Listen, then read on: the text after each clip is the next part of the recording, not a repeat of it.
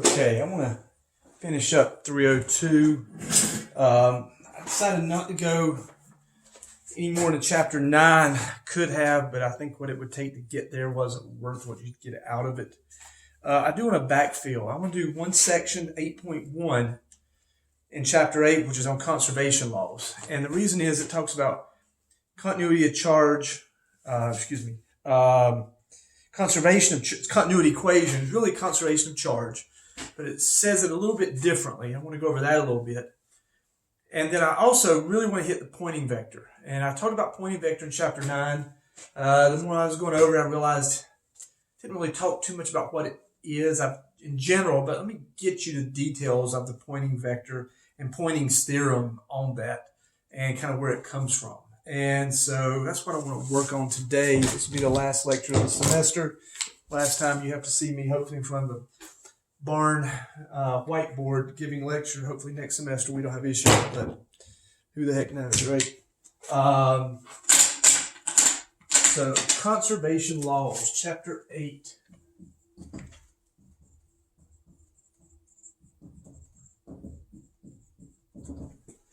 All right.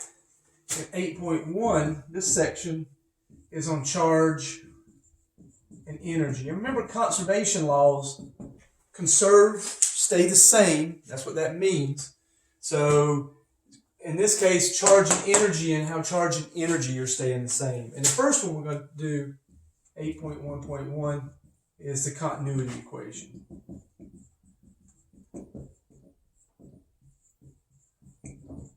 Continuity equation. And basically, in some ways, you can almost think of this as there's a continuity equation in fluids about pipes and how water flows through a pipe. If you make the pipe smaller, water has to go through it. Fluids have to go through it faster. So you put your thumb over the end of a water hose and it goes out faster. From a continuity aspect, you can almost conceptualize this in a similar way. But here we're dealing with charge. Okay. I talk about two different types of charge in the universe. Global charge and local charge. Global charge and local charge. Now, global charge would be, of course, all the charge in an environment,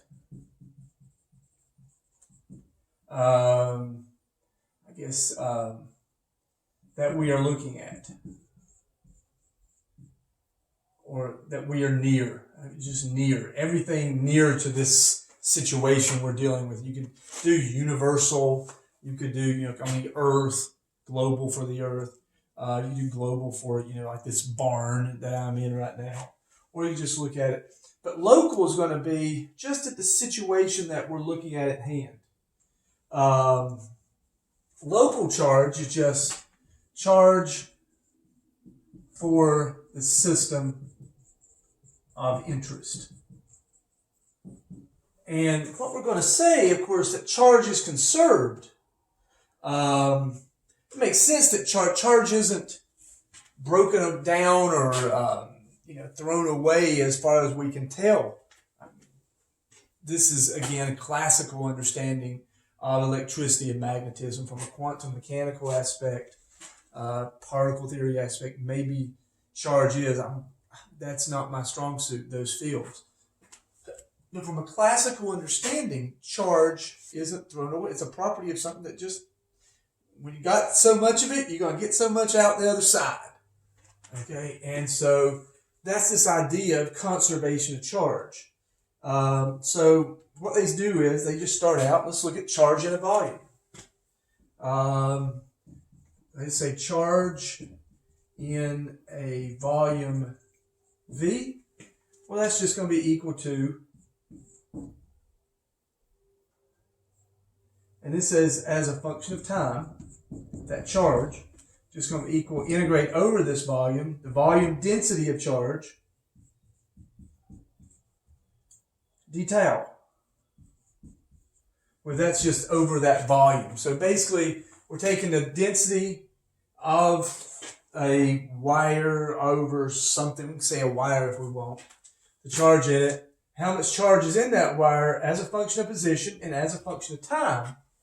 And if we integrate over all the positions in this wire, all that volume, we get a function out that's time, and charge density times the volume would just give charge output, and that's what you get when you integrate this. You just get charge out of it. Now, the current through a boundary, we'll call that boundary S, and that's just like a surface area there, through some surface area. See, the boundary is just an area it goes through, like the cross section of a wire, you could think of it as. That would be, of course, currents dq dt. And dq dt, which we've done before, and we, in terms of the current density, and we're going to use current density, this is going to be integrate over a closed surface. Basically, we're integrating over that slice of the wire, that area, that cross-sectional area that's perpendicular to the current flow in it. J dot dA. Where J, remember, is the current density. So, how much current's in a certain amount of space, and it's current density, and it's not just static density. This would be like water flow density. In other words, it may be water could be flowing faster in the middle of the stream and say slower on the edges.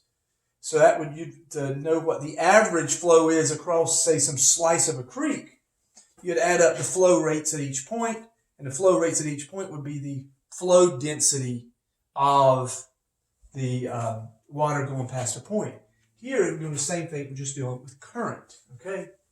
So that dA, that's that boundary, that slice of that creek or whatever, of that wire we're going to be looking at.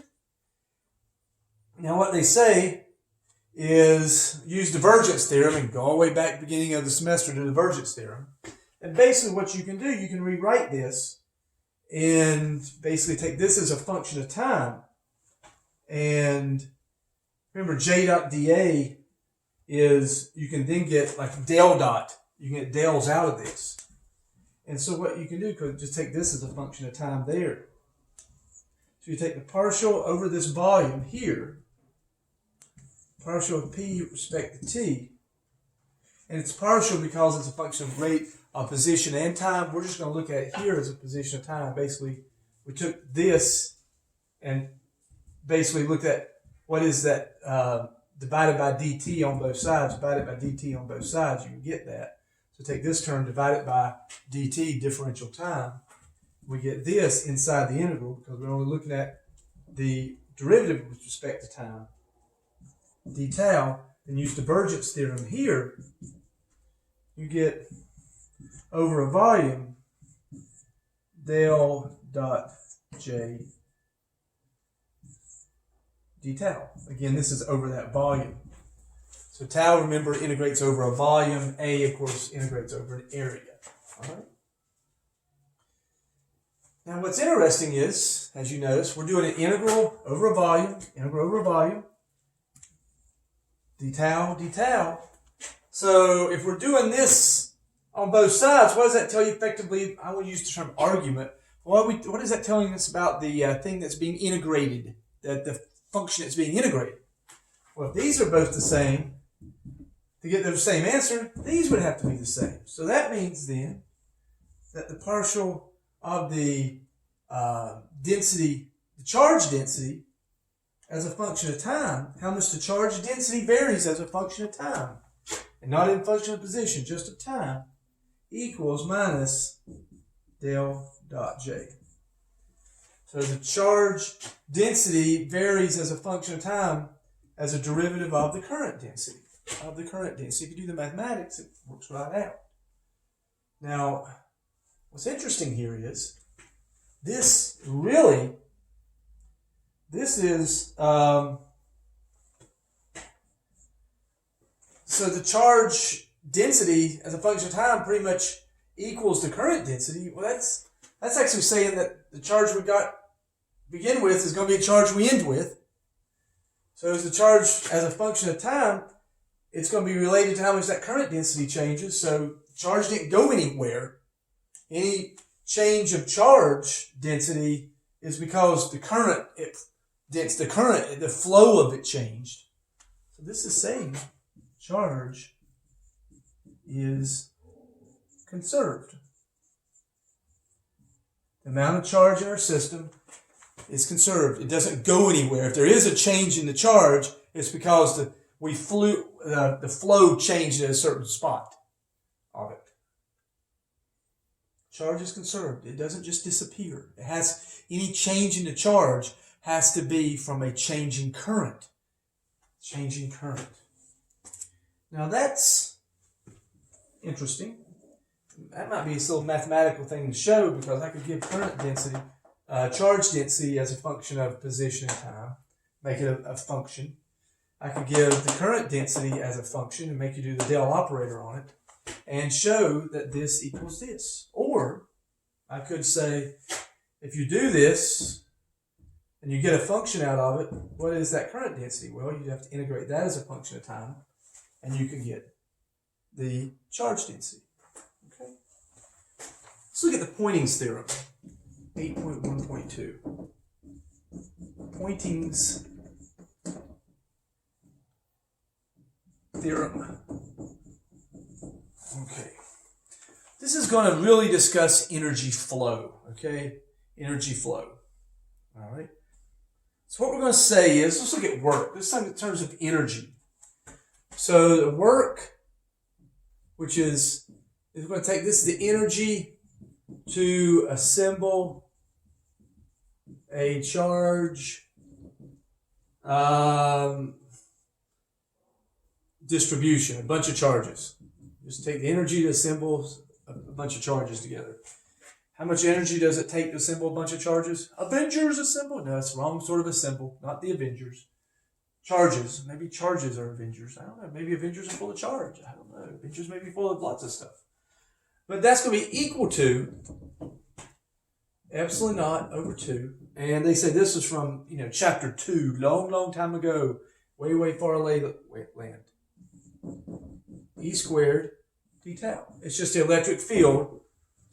All the electric fields over some volume, and that'll tell how much work it would take to put charges in there. Now, so we can think of this as electric work. Magnetic work would be the energy to get charge moving. That's to make current. To make currents there. And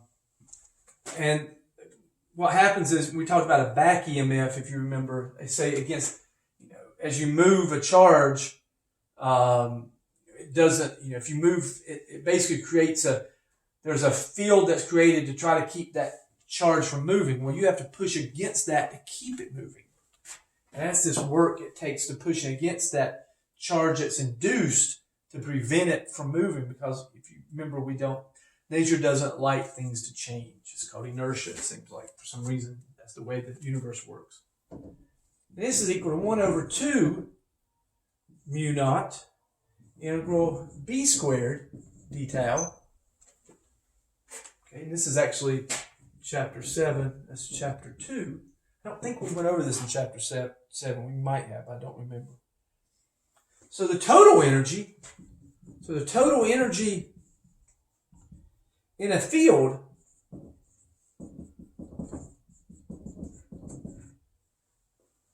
per unit volume, and all this is per unit volume here.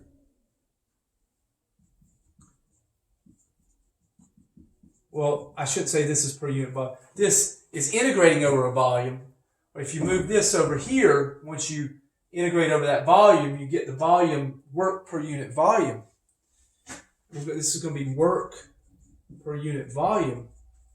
And they call that, he uses a mu for this, a U for this.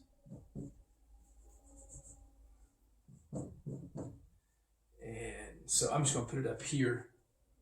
1/2, you're just adding these up. Epsilon naught E squared plus 1 over mu naught B squared. Okay. So this is just the energy stored in a field per unit volume based on so much a specific volume of it. And that's just conservation laws for energy. Now what they assume is, now what we want to do is, it says, suppose we have charge and current configuration which produces field, then the charges move a bit. How much work was done by these electromagnetic forces as it moves? How much work is doing as it moves? So we're going to take this charge, this current, these charges are here, the current, got a current going, and we're going to move them around a little bit. Move the charge, move the current. And how much energy did it take to do that? How much energy did it take to do that? Well, we know, of course, the work done on a charge is, so work done on charges. Well, work we know is what? F dot ds, we said in 211, or F, however far, force that moves something, a distance against something, right? It's just the integral of that, or the sum of that. Excuse me, should say sum, that's adding. It's the product of that. So this is just going to be F dot dl. Well, for electricity and things like this, and we got magnetic fields and electric fields, that force is just equal to Q E plus V cross B. And that is the force, that's the Lorentz force, you may remember. We're going to have to dot this with V dt. And you're saying, why do we dot it with V dt? Well, if we dot it with V dt, velocity is distance over time. That's a time. Distance over time times a time leaves a distance. So this is just a dl. It's a change in distance by doing it V dt. We do this because of what we want to get out of it next. So V cross B is going to be perpendicular to this. So that's just not going to be in it. When we do the cross product with this term, that would go away. Because the velocity the velocity of these things is in direction of the electric field pushing. So this result is perpendicular to the electric field and that field there. So we're just going to get Q, E, dotted with, that's a velocity vector, I'm sorry, dt. Well, if we look at this, what is this V dt? And what we can say here, it says in terms of charge and current densities, this charge here is just rho d tau. Okay, and rho is the charge density. D tau is the change in volume of it. So we're just charge over volume times volume gives you charge. So that's rho d tau. And it says rho v, the charge density times the velocity vector, is equal to j squared, the current density squared. The velocity vector there. So it says if that's true so if you take work divided by time, so that's take the time and take this work, this is work here. So the work divided by time, move this over to the other side and make it dw dt. If we do that, we got it, that velocity vector still there. That velocity vector still there. But now we're going to have a tau. We're going to put that in for current there. So what we're going to end up with, and then this rho v, rho times this v is going to give us j, that j squared. And what we're going to end up with is, over the volume, electric field vector, dotted with the J vector, the current density vector, d tau. The d tau comes from here. We substitute in Q in for this one. So then we got rho E dot that V. The d tau went, d time went over here, dt went over here. Now,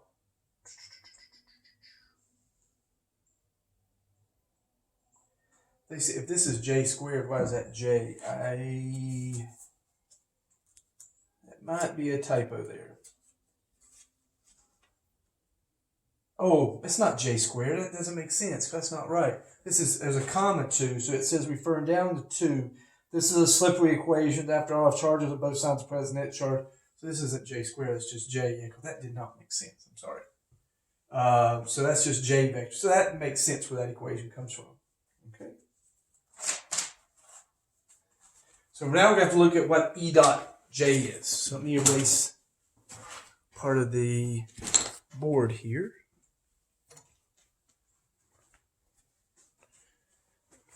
I'm going to use this half of it.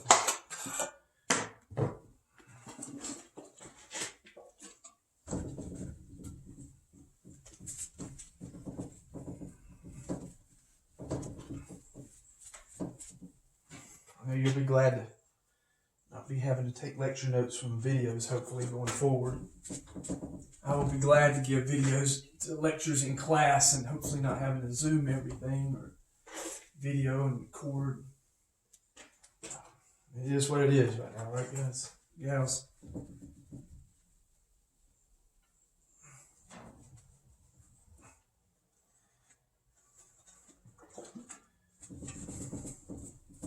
The old saying, improvise, adapt, overcome. That's what we try to do. By the way, if you wonder why I got a whiteboard like this, they were doing a sale at the community college when I was there. And this board they deemed auctionable. It wasn't worth it anymore. Why? Well, you can see it's got a scratch there. It's got a scratch there, scratch here. Well, that's not worth it anymore. So they did an auction, internal auction to people at the facility at there, and I wanted to bid for the whiteboard. All right, so let me find the marker here. I'll use this one. Now, E dot J. That's what we got to figure out. It says this is work. Is the work done per unit time? The work done per unit time per unit volume. Done per unit time per division line is like per unit volume. So how do I say per unit time per unit volume? Well, dWdt is work per unit time. I bring this to the other side, put that underneath it. Work per unit time per unit volume. And now I don't have an integral there since I've got the differential on this side. It's just E dot J. So whatever I do, I've got to know that I'm doing work done per unit time per unit volume. Well, they go through, use ampere. This is why mathematicians are actually useful in physics, Welland. Use the Ampere-Maxwell law. Then product rule number 6, and then Faraday's law. I don't know what the colleague's working at. Oh, well. And then from there, they end up with this term. So from Ampere-Maxwell law, product rule number 6, Faraday's law. You can see all this in your book. What they basically can say is that E dot J, and I'm just writing the answer because it is a mess. Maybe I need to have you guys do that on the test and show it to me. Yeah, buddies. So E dot J is equal to minus 1/2 partial respect to time of epsilon naught E squared. Again, this is coming from this work per unit volume. Remember, work per unit volume is here. This is work per unit time. So that's going to be involved in it. That makes sense. Epsilon naught E squared plus 1 over mu naught B squared minus 1 over mu naught del dot E cross B. Del dot E cross B. Yeah. Okay. Then they put this back into right here. So you put this whole term into this and integrate this whole term with respect to d tau. Well, how do you do that? You got to use divergence theorem to help you out there. Use divergence theorem, especially on the second term here. So if you do that, you get dw dt then, which is what we're trying to find. dw dt is minus ddt integral over volume 1/2 epsilon naught E squared plus 1 over mu naught B squared d tau, which makes sense if I take this term and stick it right there. And that's just, you pull that out of it, okay?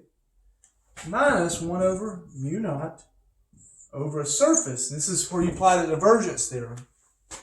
Over some surface, over some area. So you got energy going through an area here. E cross B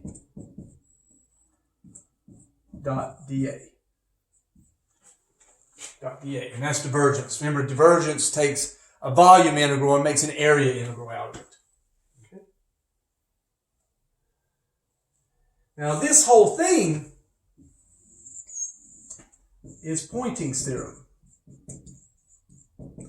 So if you can develop an equation that tells you the work per unit time, per unit volume,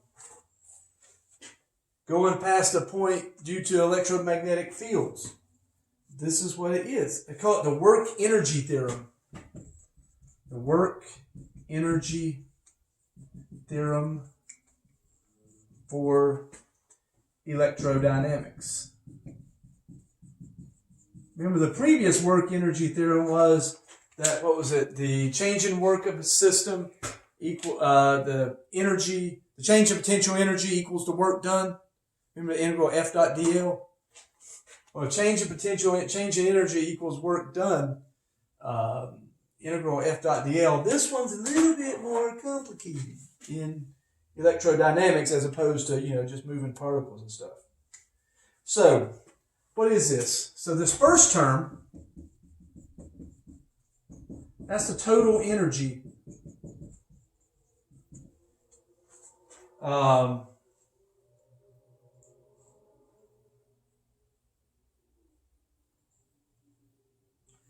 That's the first term on the right. So, yeah, I was wondering about that. This term here is the total energy stored in the field.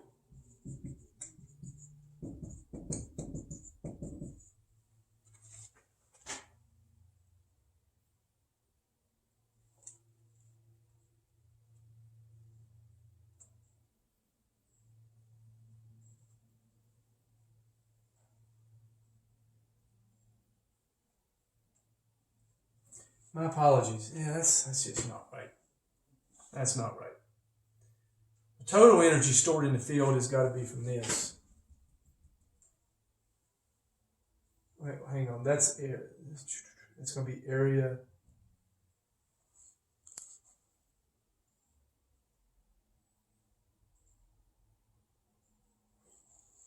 Yeah, this has got to be this term is the energy stored in the field. This is the energy stored in the field. Yeah, you're going across the whole volume of it. You're going across the whole field and looking at the electric field, energy of this, energy of that term, and that makes sense. That's got to be the energy stored in the field. Okay. The second term second term, because I know what the second term, I know what this is, and that's the reason what I'm trying to get right here. But that's really what we're looking at interest to us. This is the rate energy is transported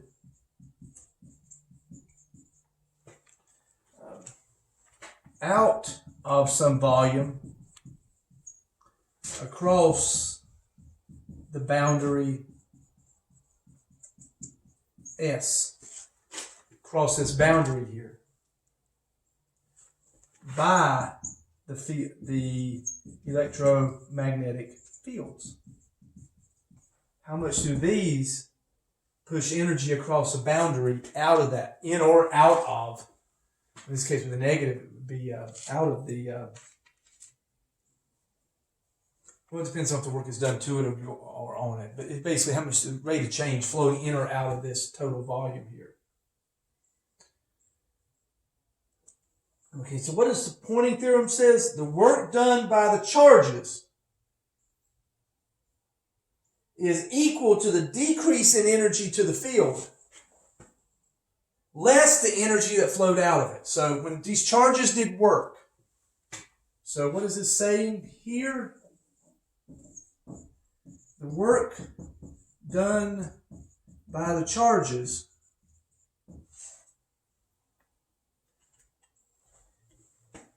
equals the decrease in the energy remaining in the fields That's this term here just tells how much energy we still got in the fields. You know, if you do work, then evidently magnitude of the electric field and magnetic field amplitude have to be less.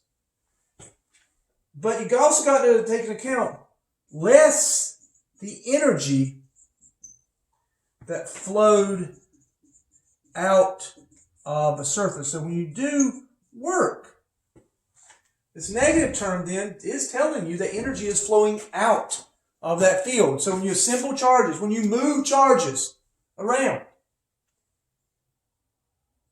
the work done per unit time, per unit volume, okay, is that you got left there once you assembled it. The work done is equal to the decrease in the energy you got in the fields that's there. But you also have some energy that flowed out of the surface. The energy that flows out of the surface, that's our Poynting vector. Energy that flows out of the surface